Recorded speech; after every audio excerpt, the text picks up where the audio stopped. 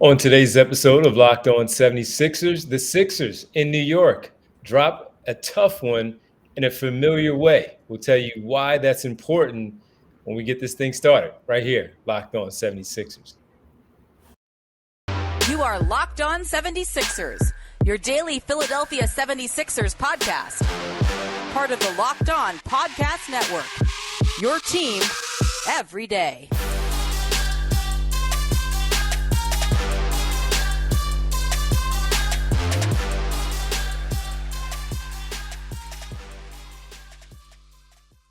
Today's episode is brought to you by Prize Picks. First-time users can receive a 100% instant deposit match up to $100 with the promo code Locked On. That's prizepicks.com, promo code Locked On. What's happening, D? Trade deadline week. That's what's happening, Keith. True. It's always fun. It's always fun. So that's kicking off for a lot of basketball fans all around the country, all around the world, wondering what their teams may do. And with that, later on, we'll talk about what one team in the Atlantic Division already did, the Brooklyn Nets and Kyrie Irving, how that impacts the Sixers, and what the Sixers may be looking into, some of your intel that you've been able to gather as we talk about the 76ers. But before we get started, we want to welcome everybody. You're Locked On 76ers. I'm Devon Givens from 97.5 The Fanatic Radio here in Philadelphia, alongside my co-host and partner Keith Pompey from the Inquirer.com, Sixers beat writer extraordinaire. We thank you for making Locked On 76ers your first listen. And remember, Locked On 76ers is free and available on all platforms, including right here at YouTube, Locked On 76ers. Well, Keith, an 11-point loss on Sunday to kick off the work week, if you will, kick off the new week. Sixers fall by 11 to the New York Knicks, 108-97. And then this one, Keith, as we talk about the familiar way for them to lose, they got off to a hot start, man. They were up by 21 in the first quarter. New York played on Saturday, so it was a back-to-back situation for them. They lost in overtime, extra session against the Clippers. So you felt like maybe their legs be a little tired, they'd be a little fatigued. No R.J. Barrett in the game. This might be a tough one for them, right? And hey, Sixers jump on them, and you're like, yeah, this pretty much is going as planned. Maybe not exactly the way I thought, but they were missing everything in the first quarter. The Sixers were on fire. And as a result, there was going to be a comfortable win on Sunday. Instead, as soon as Joel Embiid and the rest of the starters, Keith, came out, I didn't mean to laugh, but the way it happened. Yeah, that's the way it was. Up 21. After one, you're up 11. At the break, up 2. After 3, up 3. You even up 6 in the fourth quarter when Maxey had an and one to put the team up 6, 82-76. And it was really the bench that turned the whole thing around. And Doc Rivers said after the game, Keith, that he felt like the bench had been playing really well. The team has been playing really well, as we know. We know 14 games over 500 at one point there. They've been playing really well. But in this one, he mentioned how the bench came in and felt that they needed to continue with the offense like the starters had put up. Instead, they forgot how to play defense. Yeah, it got to a point. They forgot how to play defense. I mean, the thing was, Montrezl Harrell was a minus 15 in 3 minutes and 17 seconds. I mean, you look at Shake Milton, minus 27 in 9 minutes, 48 seconds. Tyrese Maxey, minus 23 in 23 minutes. I mean, it goes on and on, right? George Niang, minus 20 in 9 minutes, 17.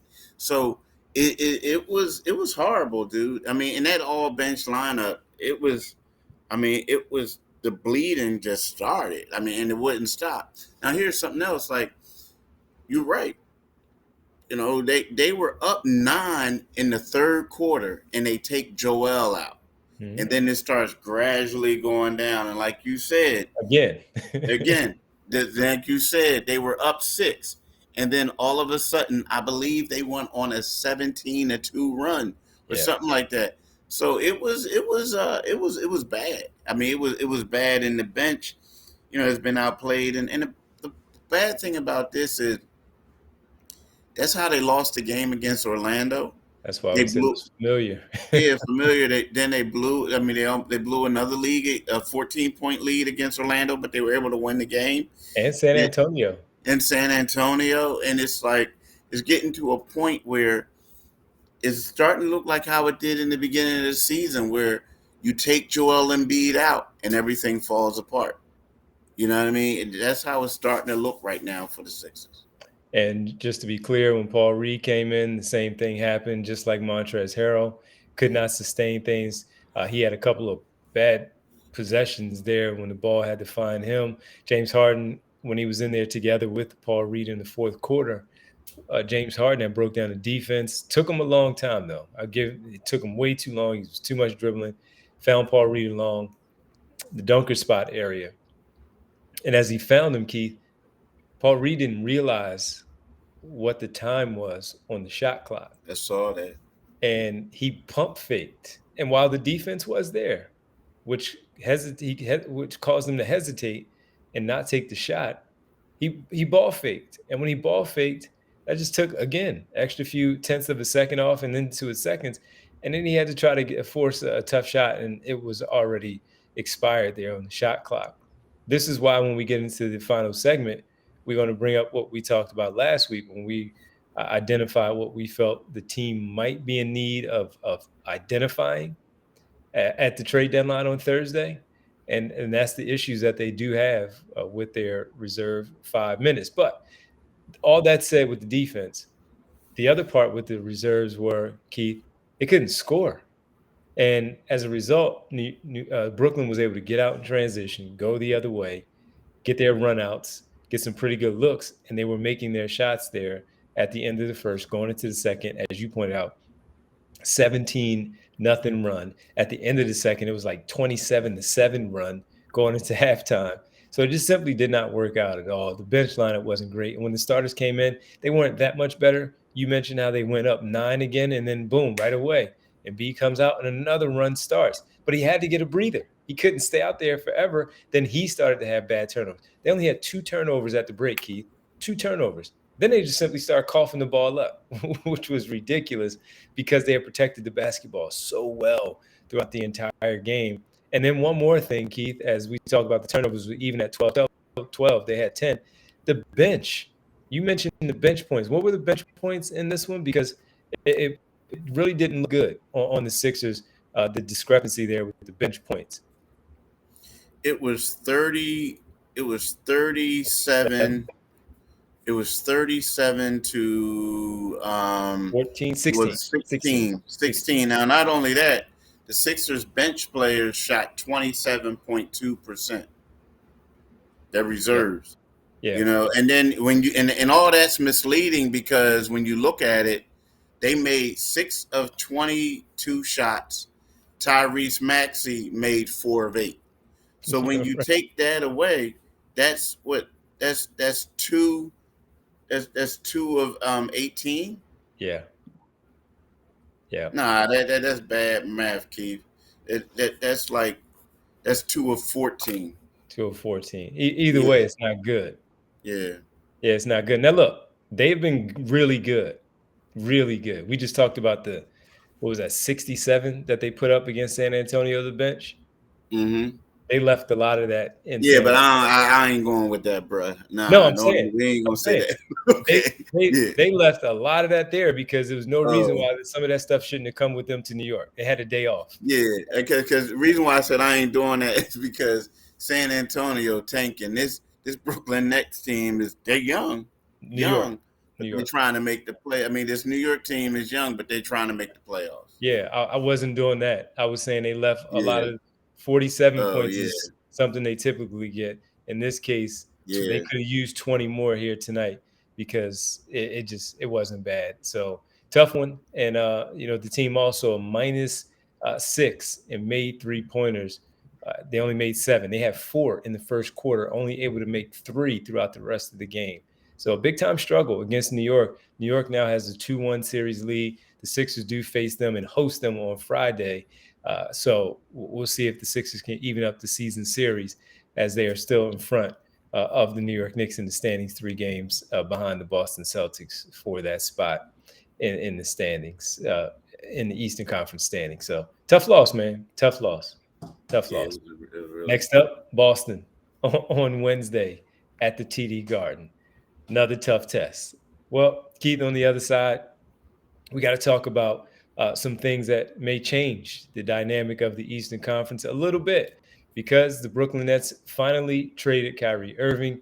He requested a deal. He got the deal, and it appears he got the deal that he wanted going to Dallas. We'll tell you why that is impactful for the Sixers and the rest of the Eastern Conference when we come back right here on Locked On 76ers. And as we get ready for the trade deadline, and maybe you're one that stays up all night waiting for these alerts from Keith Pompey when the story breaks. I don't know. But if you need a little snack while you're doing so and not trying to eat anything too heavy, you're looking for a delicious treat, you want to try something, you got to try a Built Bar. Well, we just got through the holidays, and I know my goal, just like many of you, was to eat healthier this year, and some of my family and friends as well. And if you're like me and them, where you want to eat healthier but don't want to compromise the taste, then man, I've got something for you. You got to try Built.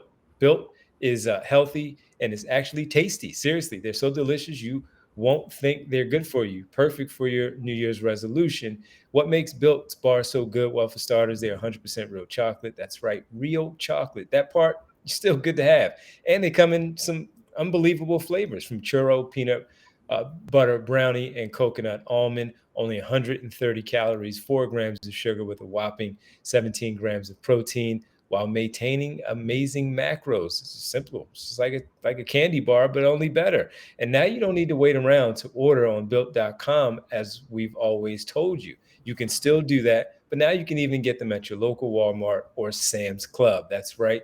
Head to your nearest Walmart today, walk to the pharmacy section, and tell them I sent you, and grab yourself a box of Built Bars. You can pick up a 4-bar box, cookies and cream, double chocolate, or even coconut puffs. And if you're close to a Sam's Club, run in and grab a 13-bar box with our hit flavors, brownie batter, and churro. You'll thank me later. Don't stay up too late for the trade deadline. Keith will take care of you, but make sure you get that Built Bar when you do. All right, welcome back. You are Locked On 76ers. Again, Keith Pompey, Devon Givens with you. Thank you for making Locked On 76ers your first listen. For your next listen, check out the Locked On Now podcast for nightly recaps of every NBA game with analysis from our local experts. It's free and available wherever you get your podcast. Keith, Brooklyn, their star player and Kyrie Irving told them late last week, that he wanted out. And he wanted out. They were up against it. A week later, is the trade deadline. They got it done in about 3 days on Sunday, a blockbuster, if you will, because of Kyrie Irving's name, to Dallas to team up with Luka Doncic. They get in return Spencer Dinwiddie, Dorian Finney-Smith, 3 first-round picks, while Markieff Morris also goes to Dallas with Kyrie Irving. So, Keith, first, what do you make of this trade? Was it a good deal for both sides? Did they both make out well in this one? And what does this mean for the Eastern Conference and most importantly for us here for the Sixers? I like Dorian Finney-Smith, but I don't think it's a good trade for Brooklyn. But what they got is they got 1 first and they got 2 seconds. So they got a first in 2029, a second in 2029, and a second in 2027. So I mean, you never know what's going to happen with those, those draft picks down the road. But to me, it looks like Brooklyn's about to start rebuilding. Now, I know they have KD, but my thing is, if you're KD and you're thinking about, I like Dorian Finney-Smith. I do. I like him a lot. I do too. I like him a lot. Play on my Great team. guy personally, too. But what I'm saying is, it's like you lost a future Hall of Famer, so to speak, a all-star, perennial All-NBA type of guy, and you're getting Spencer Dinwiddie back, and you're getting Dorian Finney-Smith, and you're getting draft picks, right? But they also had to give up Markieff Morris as well to get him. And not to say, Markieff is like who he was years ago, but when I look at that, I look at Brooklyn as taking a step back in the East. I mean, because when you look at it right now, so you're saying to me, Spencer Dinwiddie is going to take up the production that Kyrie had. I don't think that's going to happen, right? And then you look at Ben Simmons. Ben has been struggling, man. If it was the old Ben Simmons, then you say, okay, we see what we're going to do. But Kyrie has been taking over a lot of that point guard stuff for him. So, I just look at it as if that all this is leading to is KD saying, hey, I'm definitely out. Trade me. You know what I mean? I don't know if it's going to come before the trade deadline, but I'm pretty sure he's not happy that he's stuck here right about now or stuck in Brooklyn. Well, 32-20 are the Brooklyn Nets. They're 2 games back of the Sixers in the 4th spot. Right now, the Sixers in the 3rd spot, and they're 4.5 games back of the Boston Celtics. I, like you, think they're going to take a step back. You're not going to get the same production. Kyrie Irving is still Kyrie Irving when it comes to the basketball side of things. So Spencer Dinwiddie is not going to do that. But between he and Dorian Finney-Smith and, I don't know, Cam Thomas, whoever, they'll try to find a way to make up for the points that he averages. 26, I think it was 27 on the campaign he's averaging. And I think the most important thing, though, Keith, outside of the draft picks, they just got rid of the headache for Brooklyn. What does that do for morale? What does that do? We dealt with that last year here with the Sixers, where once the Ben Simmons thing was done, they don't have to answer questions anymore. And while this just happened with Kyrie Irving, he has so many things happening all year that they had to answer so many questions. So I think part of it is just that relief and that deep sigh of relief of just he's gone now. Now you still have to deal with the Kevin Durant part because you don't know how he feels in terms of that being his friend, that's his partner. He was upset with the franchise himself, wanted a trade during the offseason because Kyrie Irving didn't get what he wanted. Kevin Durant, based on what we had, heard, was that he wasn't happy that they were treating him the right way. So I think it was more the headache that Brooklyn got away from. But now they can just go out there and play basketball. The Simmons part is still hovering over him. Who knows? He might be traded. Kevin Durant, as you talked about, who knows? He might be traded. But when that stuff happens, then you're probably, as you mentioned, looking at a different type of rebuild that they're going to have. So it's a tough one, man, for Brooklyn. But I think it's more of just getting away from all the stuff that comes with Kyrie Irving. Can't trust him from afar, looking at him from leaving Cleveland when he still had LeBron there, going to Boston, telling the Boston people he was going to re-sign there in front of fans and standing ovation. He bails on them, goes to Brooklyn. Now he leaves there and he's going to Dallas. If I was a fan of any of these franchises that he was a part of, I wouldn't want him anywhere near my team. Anywhere near my team. And even when when the name like Phoenix came up, Why? Because your cousin was about to. I'm like, I don't want him on that team. I don't want him there, No, right? believe me, dog, you wouldn't worry about that because your cousin was going to be on his way back east. He wasn't going to stick Probably around. not for him, but yeah, Well, it was part of it. more Yeah. Kevin Durant than him. Oh, okay. Yeah, But here's the thing. I understand what you're saying, but you mean to tell me like they had all opportunities to trade this dude this summer, and they probably would have got better deals. Yeah. Right? Like, so I get the headache part. That's But exactly. but I get that. But see, the thing about it is a difference when you have a headache who's a great player and who has been playing great, right? So I understand that. But to me, like for instance, he could have like there were teams who wanted him. There were in the summer. teams. There were no also here now. The Lakers wanted him, right? There were teams who wanted him. And to me, I get it. Like I get it, man. Maybe those draft picks meant a lot, but I just felt like they could have had some better options out there. I mean, I'm not disagreeing with you. Yeah. I'm not disagreeing with you. They probably weighed all those and decided this is the best one because, as you mentioned, the Lakers weren't willing to come up off those 2 coveted picks that they have in the first round. Dallas was. Phoenix, to your point, maybe they told them no when they asked for certain players. So I think, as you talked about it, it was probably better things coming back in a deal in the summer. And as a result, with all the stuff that happened, there were still people who wanted him, but weren't willing to give up as much as they may have thought. So they had to take what they could get instead of him just walking at the end of the year for nothing. And that's what they did. And I think part of it was that because he could just leave, and the other being, yeah, it's a headache. Let's just get rid of it. And Joe Tsai, the owner, got what he wanted also. He's in the Western Conference and not the East, if that Yeah. was the mandate. So, yeah. So, what does it mean for the Sixers? Just simply, I think it's one less team to worry about.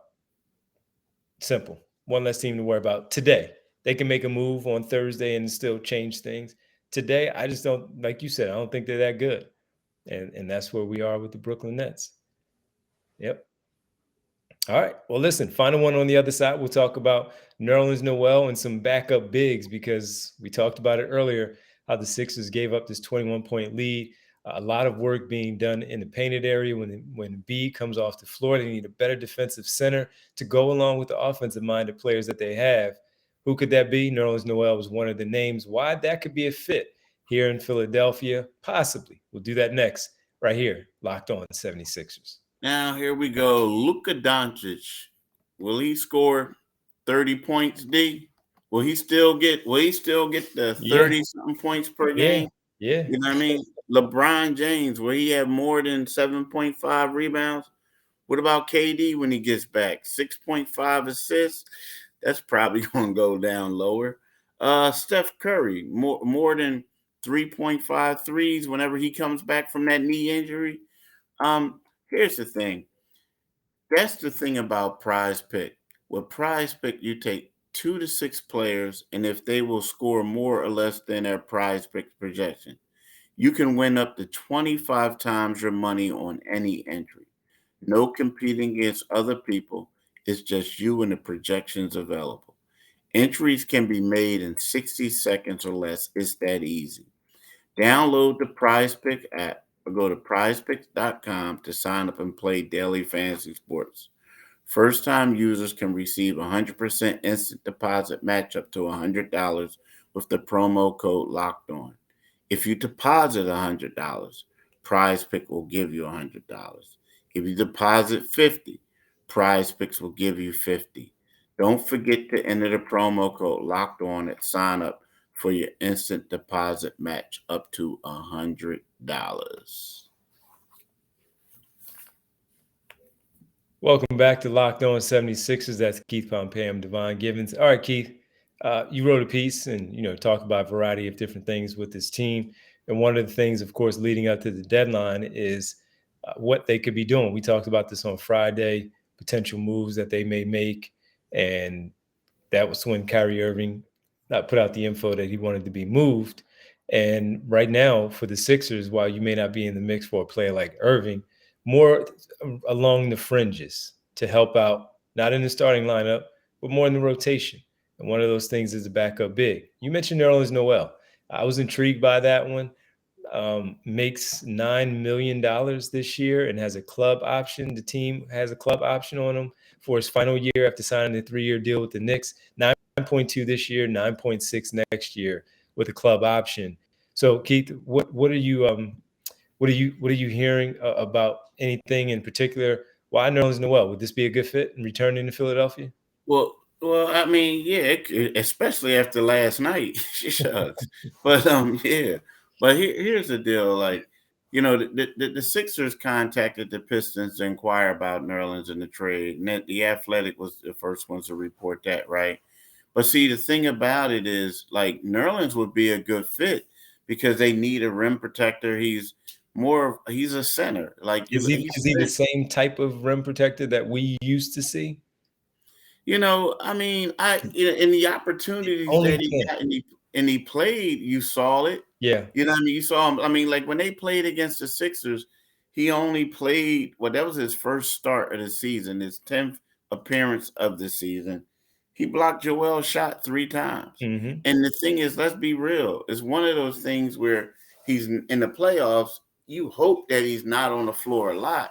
But when he's out there, you don't want the partner of the Red Sea like we've been seeing lately with this team, right?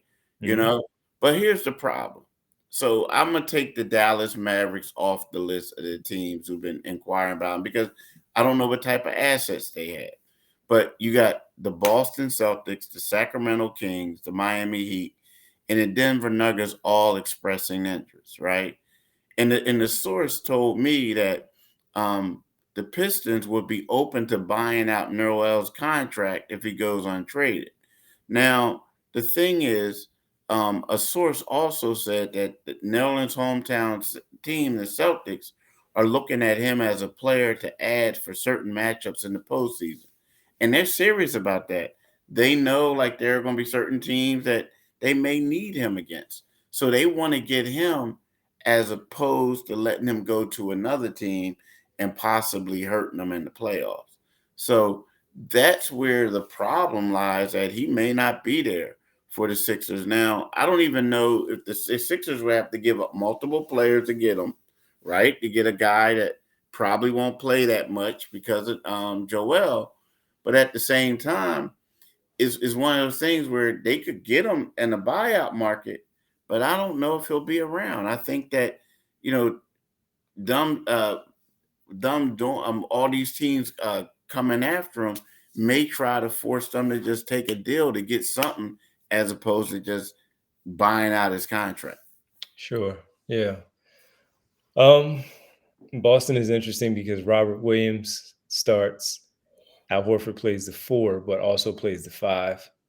Luke Cornett gets minutes there, and I guess Nerlens would fit in that role there in the Luke Cornett minutes if they were to go in that direction. And for him, going back home, if you felt like you can handle it playing at home instead of coming back to Philadelphia, we'll see. We'll see. I don't mind the name at all. When we brought him up before, I don't mind the name at all. Nerlens Noel coming back to Philadelphia. There are a few others that are out there that we could talk about and just guess, but you do a lot of work getting the intel, so we'll wait on that and figure all that stuff out. There are a lot of guys names I like. One kid I like is Richards from Charlotte, but he's not available. Just yeah, young player like that, not available. You get Mason Plumlee probably. Yeah, you might be right. You might be right, but Nerlens is a good name, and we'll probably hear a lot more as we go along, get into the deadline on Thursday 3 p.m. Yeah. Thursday, 3 p.m., the NBA trade deadline. Got off to a bang, man, with the Kyrie Irving part. So we'll see what else follows. Could be some other ones, especially with the teams tanking, trying to get into the lottery to get that French kid, the tall kid, Victor. So we'll see. But listen, thanks, man. Appreciate it as always. And we thank everybody for making Locked On 76ers your first listen every day. And on our next episode, we'll talk a little bit more closer to the trade deadline, some of the things that the Sixers may need to identify and what they may be looking for. Now, make your second listen Locked On NBA. Locked On Experts covering the biggest stories around the NBA every Monday through Friday in less than 30 minutes. It's free and available wherever you get your podcast. Keith, do you mind letting the good folks know where they can find us? Yeah, wherever you get your podcast. And tonight you can find my man D on 97.5 FM from 10 p.m. to midnight. Super Bowl week. Yeah, Super Bowl week. Oh, so that you're going to do that every night, 10 to midnight? Pretty much. Okay. Pretty much. Yeah, super. Hey, man, that's the biggest thing going. Yeah. Until Monday. Let me stop. Then it's going to be the parade, right? So you can listen to D there, but then also follow him on Twitter at DevonG975. Follow me on Twitter at Pompey on Sixers. And you can read my stuff in the Philadelphia Inquirer, inquirer.com. Everybody have a great rest of your Monday. Enjoy it. Enjoy Super Bowl week. And the Sixers get back at it on Wednesday in Boston. We'll talk to you on Tuesday. Have a great one. Thanks, Keith. All right, man. Peace. All right.